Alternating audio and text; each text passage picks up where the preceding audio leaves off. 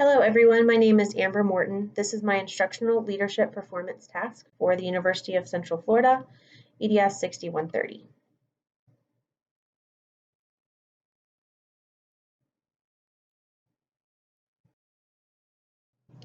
So I observed a teacher, we will call her Miss P. I've worked with this teacher for a number of years at Conway Elementary. This is her 5th year in education, and all of her teaching experience has been at Conway Elementary. Before becoming a teacher, she was a paraprofessional for 1 year, and she was a para for our PE coach. She has taught kindergarten, 1st, and 2nd grade, with most of her experience being in 1st grade. This is her 1st year in 2nd grade. She is out of field, and her major in college was psychology. And it's interesting to note that she looped with this class that she's currently teaching from 1st to 2nd grade. So this is her 2nd year with these 2nd graders. She has also been a face-to-face teacher all year long this year. Her classroom is made of 19 students. 11 are considered low, 5 mid, and 3 high. She has 6 ESOL students and 1 ESE student. I've had the pleasure to spend a lot of time with Miss P. I've completed 3 coaching cycles with her. I've done numerous walkthroughs and visits with her, and I've also helped coach her on her deliberate practice. So according to Taylor and Cantor, having all of those hours of professional development are going to benefit the students greatly as well as benefit the teacher. Every Tuesday, her and her team plan. Sometimes it's ELA, sometimes it's math. And I am fortunate enough to be invited to those planning sessions. So every Tuesday, I do assist with planning and preparing with her. And out of one of these planning sessions, the idea for this observation was born.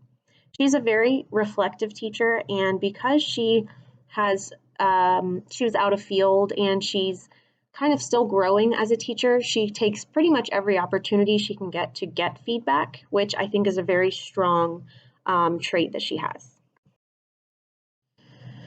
Because we've had so many coaching cycle opportunities, we both wanted to approach this with a kind of a new lens. We wanted to be able to reflect in new ways and in new domains. She has done a lot of work over the past couple years with strengthening her classroom management, with kind of getting her routines, procedures, and systems set up. And because she's done so much work in those areas, she has been able to move on to more of the instructional side of feedback and professional development. So like I've said, because she's such a reflective teacher and she's so curious about everything, she's a very wonderful teacher to work with because she's always welcome to have people in her classroom and to receive any type of feedback. She's very open to it. For this particular observation, she was curious about how to best scaffold questions and gradually release independence to 2 learners in particular. These 2 students struggle to work independently, and she said that's in direct relation to a couple things. Some of them have attendance issues and some of them do have behavior issues at times. But she said for the most part, they just are performing lower than the rest of her students. They are not as quick or as efficient at answering independent questions, and she's trying to get them to a place where they are more proficient in that area. Because of this, we chose the selective verbatim tool so we could capture the questions that she asked and capture how they were answered by the students. So just a little background going into it. The standard for these 2nd graders was RL 2.4, describe the overall structure of a story, including describing how the beginning introduces the story and the ending concludes the action. This is a DOK 2.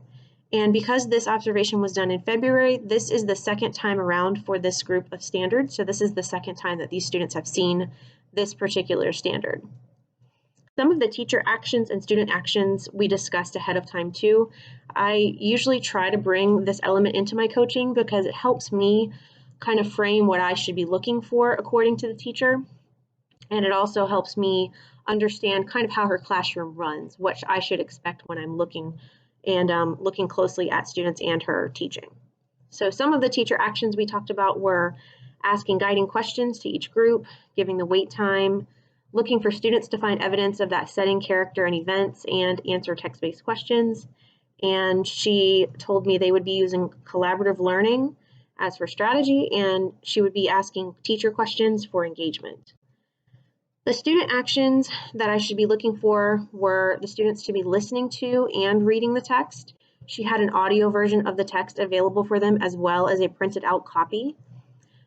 During the lesson, I was fortunate enough to see the beginning and all the way through the end. During the beginning of the lesson, she had the students use different colors to find evidence of character, setting, and major event, which is kind of what you see the directions of on the picture at the bottom right here.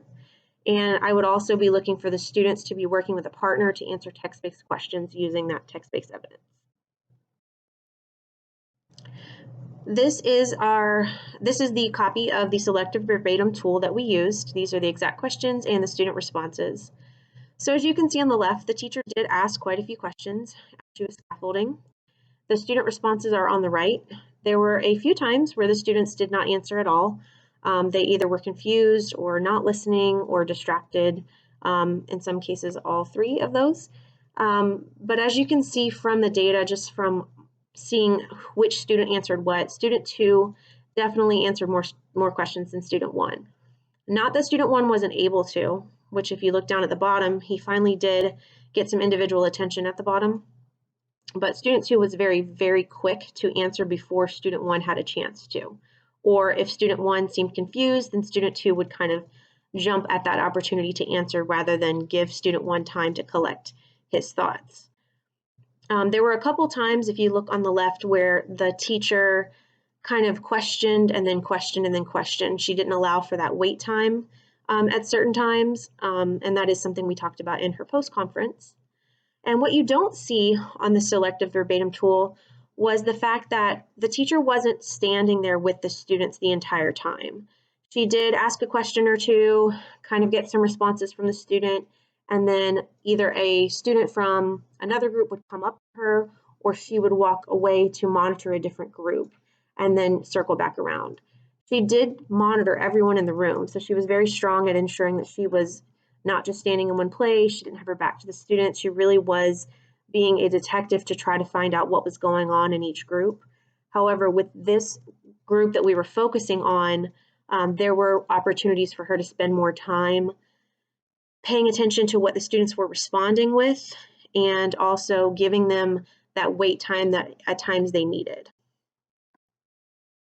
Before I met with her on the post-conference, I kind of took a couple minutes to gather my own thoughts, and these were some of the things that I noticed during the observation that I wanted to ensure she would bring up as something to change or reflect on or to alter in her room. Of course, I did not share any of these with her ahead of time, but I like to, in my coaching, take a minute to try to frame my own thinking before I go into a post-conference. That way I know what direction I want to coach in. So some of the major things that I thought were changes that might need to be made were the amount of interruptions. Although the students that she was working with did have their own space, and as you can see from the picture, they did have their own little desks, kind of pulled away from everyone else to the side, to the back. That really didn't signal to the other students that were working in the room that she was working with these two alone or individually. A lot of times during the observation, students would come up and interrupt her while she was working with these two in particular. So it made her teaching with these two boys very disjointed. Also, she was leaving the two boys to go monitor everyone else, which is not a bad thing necessarily, but with the focus of our lesson being questioning for these two who obviously really needed the scaffolding and really needed that time and attention given to them, it felt very, very choppy. The question presentation in general, I felt she needed a little bit more time to plan out her questions, and you'll see in our post-conference in a minute that she did make a mistake there that we'll talk about. And these boys in particular did need a little bit more scaffolding in order to start working more independently, perhaps with the use of sentence stems. And the last teaching point that I just wanted to make sure I was clear on was that it would be important that the students were getting a little bit more attention that felt a little bit more private and valued than what I observed while I was in there. Also, during the post-conference, you'll see that she did come to most of these conclusions completely on her own. So her and my thinking was very, very aligned. When I sat down on the post-conference, I did prepare the student data chart. As you can see, the teacher asked 16 questions total. Student 1 answered 4 of those, so 25%. Student 2 answered 9 of those, 56%. And then 1 question was left unanswered at only 6%. This is our post-conference. This is a transcript of it. I use the EASY framework as Taylor and Cantor has laid out for us on page 51. I chose some of these questions that I felt would help guide her in the direction that she needed the coaching on. One of the questions that I asked was, as you can see on question 3, I noted that student 1 answered most of the questions. This made me wonder how we could get student 2 more involved. She already was thinking of the fact that student 2 is slower to respond, so student 1 really needed to be reminded to give student 2 wait time, and she already had ideas of how she could do that. As you can see down where it says, what could be your first step? She said that next time she was just going to have them come back to the table where it's more conducive for activities like this, even if it's a whole group lesson. She's going to remind her class to ask 3 before me, which is a common strategy in elementary school.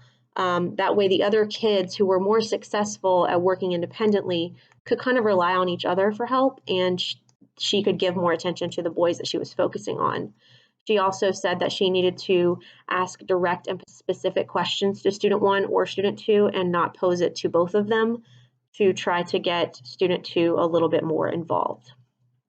She, like I said, she was very reflective the entire time.